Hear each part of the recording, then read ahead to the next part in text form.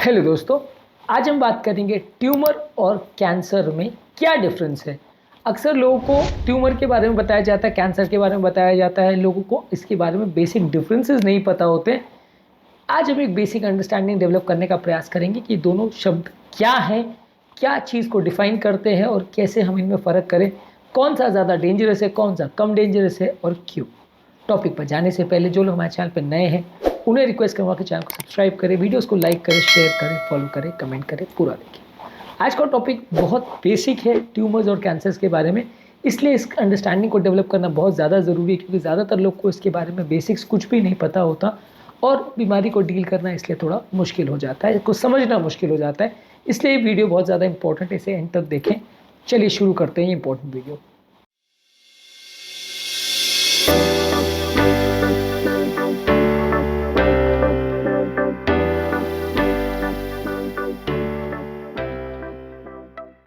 सबसे पहला ट्यूमर का बेसिकली मतलब है कि कुछ सेल्स जो बिना कंट्रोल के उनका बढ़ना चालू हो जाता है। नॉर्मली क्या होता है, हमारे सेल्स जो है का मल्टीप्लाई करने का जो प्रोसेस है वो एक कंट्रोल में होता है, वो बिना कंट्रोल बढ़ना नहीं चालू करता है। जितनी उसकी रिस्ट्रिक्शन है, जितना उसका नंबर ऑफ सेल्स होने चाहिए लगभग उतने ही मेंटेन रखता है।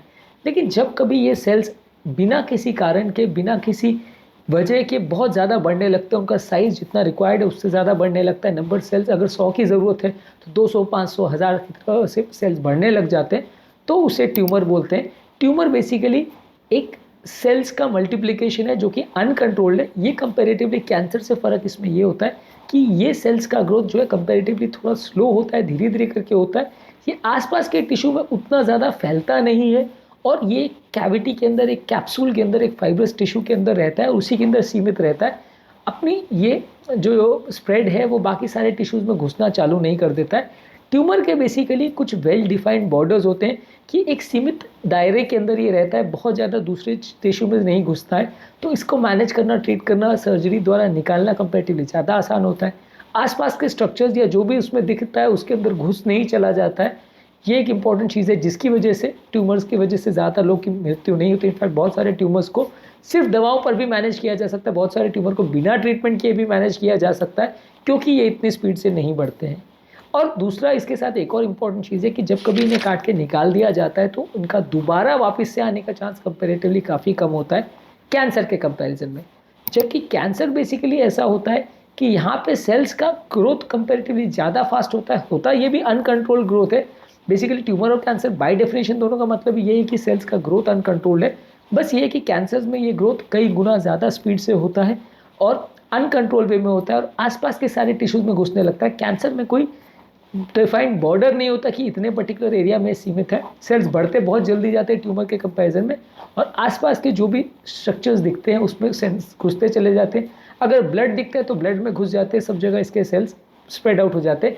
कैंसर में एक इंपॉर्टेंट फीचर होता है जो कि ट्यूमर में कभी नहीं होता, वो है मेटास्टेसिस।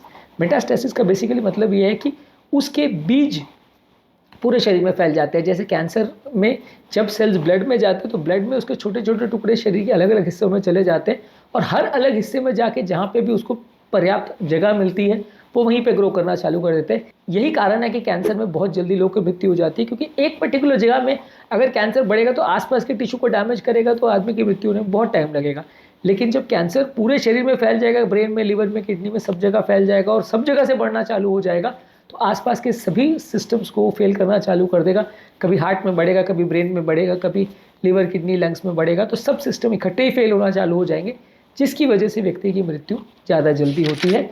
इसलिए मेटास्टेसिस जो है वो बहुत इंपॉर्टेंट फीचर है जो कैंसर को सेपरेट करता है ट्यूमर से। इसके अलावा कैंसर में एक और इम्पॉर्टेंट चीज़ है कि एक बार अगर इसको रिसेट करके काट के निकाल भी दिया तो दोबारा इसके वापस आने के या रिकरेंस होने के चांस ज़्यादा है। ये एक फाइब्रस कैप्सूल में लिमिटेड नहीं होता है, ये बहुत ज़्यादा किसी डिफाइंड बाउंड्रीज में नहीं रहता। जैसे ही सेल्स का एक गुच्छा होता है जो फैलते चला जाता है, जबकि ट्यूमर में जो एक गुच्छा होता है एक कैप्सूल के अंदर रहता है और उसी में धीरे धीरे करके कैप्सूल का साइज़ बढ़ता है। कैंसर में वो अनकंट्रोल वे में फैलता चला जाता है और उसकी वजह से बहुत जल्दी वो पूरे शरीर में फैल जाता है और कुछ ही महीनों के अंदर व्यक्ति की मृत्यु हो सकती है। ट्यूमर्स बेसिकली कुछ इंपॉर्टेंट टाइप्स के होते हैं। ट्यूमर्स को कार्सिनोमा तब बोलते हैं जब वो एपिथेलियल सेल्स यानी सरफेस और कैविटी की जो आउटर लाइन है उससे अगर बढ़ते हैं तो उसको कार्सिनोमा बोलते हैं, जैसे breast cancer, lung cancer, colorectal cancer. इनको सार्कोमा तब बोलते हैं जब ये बोन, कार्टिलेज या फैट से बनते हैं, फॉर एग्जांपल ऑस्टियोसार्कोमा, लाइपोसार्कोमा। इनको लिम्फोमा तब बोलते हैं जब ये लिम्फेटिक सिस्टम से बनते हैं, यानी इम्यून सिस्टम के सेल्स की मल्टीप्लिकेशन से बनते हैं, जैसे Hodgkin lymphoma, non Hodgkin lymphoma.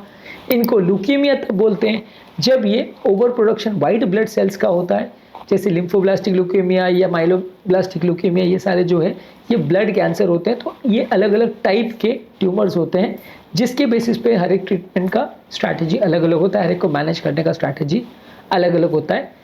आज के टॉपिक में हमने बात करी ट्यूमर और कैंसर में क्या डिफरेंस होता है और ट्यूमर कितने तरीके का होता है, इस पर हमने बात की, कैसे हम डिफाइन करते हैं कितने तरीका का ट्यूमर होता है। उम्मीद करूँगा कि आज के टॉपिक में कुछ नई बातें जानने को मिली होगी। जो लोग हमारे चैनल पर नए हैं उन्हें रिक्वेस्ट करूँगा कि चैनल को सब्सक्राइब करें, वीडियोज़ को लाइक करें, शेयर करें, फॉलो करें, कमेंट करें, पूरा देखें।